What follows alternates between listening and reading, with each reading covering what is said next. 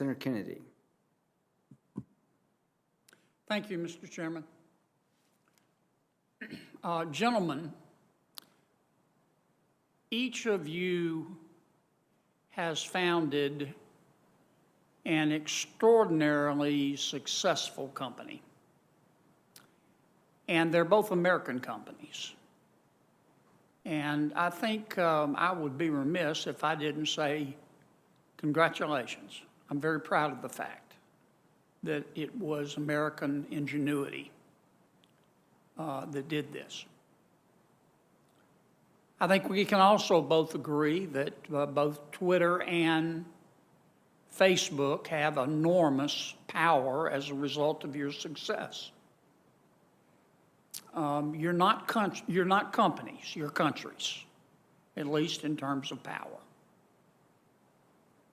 I want to test a point of view here. I'm not sure I subscribe to it, but I want to get your thoughts on it.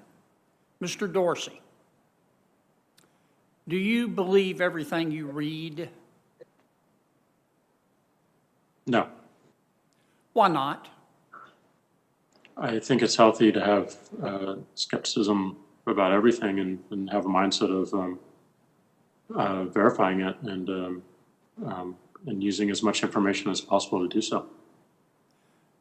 Do you have somebody on your staff who protects you from reading things that they think you shouldn't? No. Mr. Zuckerberg, do you believe everything you read? No, Senator. Why not? Because a lot of things are incomplete or incorrect. So you exercise your own judgment? Yes, Senator. Okay. Do you have somebody on your staff whose job is to filter things that they think you should not be reading? Senator, not externally, although I would hope that the teams that I work with internally do their best to make sure that the information that they're presenting me with are always accurate. Okay. I want to, here is a point of view. I'm not sure I subscribe to it, but it is a legitimate point of view, I think, and I'd like to know your thoughts on it. You have both, and this is directed to each of you, you have both Democrats and Republicans upset with you. The Democrats are upset with you, this point of view holds, because they want you to publish. I'm not using that word as a term of art or science here with any special meanings. The Democrats want you to publish stuff on your platforms that they agree with, but they don't want you to publish stuff that they disagree with. And this point of view also holds that the Republicans are upset with you because they want you to publish things on your platforms that they agree with, but they don't want you to publish stuff on your platforms that they disagree with. What if we had a rule? What if your companies had a rule? This is a question, not a suggestion. What if your companies had a rule that said, okay, people aren't morons. I would like to treat people as they treat me. That is that I can read what I want to read and exercise my own good judgment about whether I choose to believe it. So here's the rule we're adopting. If you go on Twitter or Facebook, you can't bully people. You can't threaten people. Maybe this is a subset of both of those, but you can't commit a crime with your words, and you can't incite violence. But other than that, you can print any damn thing you want to. and we'll let our users judge. Give me your thoughts on that. Those are generally the rules we have. I mean, our focus on these policies, No, Senator, no, you is- don't, Mr. Dorsey. Excuse me for interrupting, but you're censoring right and left, trying to make both sides happy, and you're making neither side happy. No, that's not the intention. The intention is to. I know it's not the intention, but it's the result.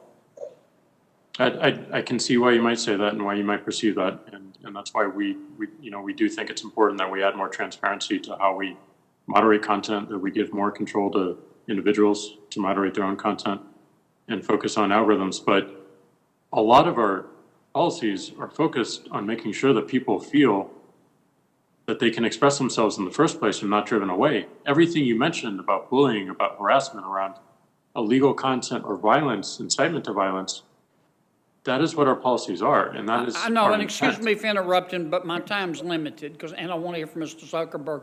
But you're not just doing that. You started to censor content.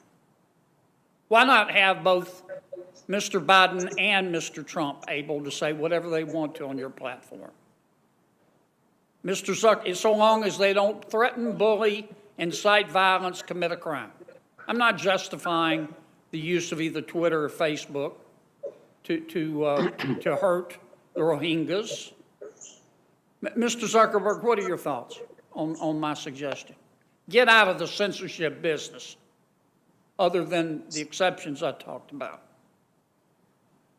Senator, in principle, I agree with what you are saying, although I think that there are more categories of harm than just the ones that you've mentioned. So, but I think the basic principle behind what you're saying is a definition of free expression that says that people should be able to share their opinions broadly, except if it's going to cause imminent or irreparable harm to another person, which now even the most ardent First Amendment supporters, agree that you shouldn't be able to yell fire in a crowded theater if there's not actually a fire, right? Because that could put people in the risk of imminent harm. So you mentioned terrorism, you mentioned child exploitation and bullying as forms of harm.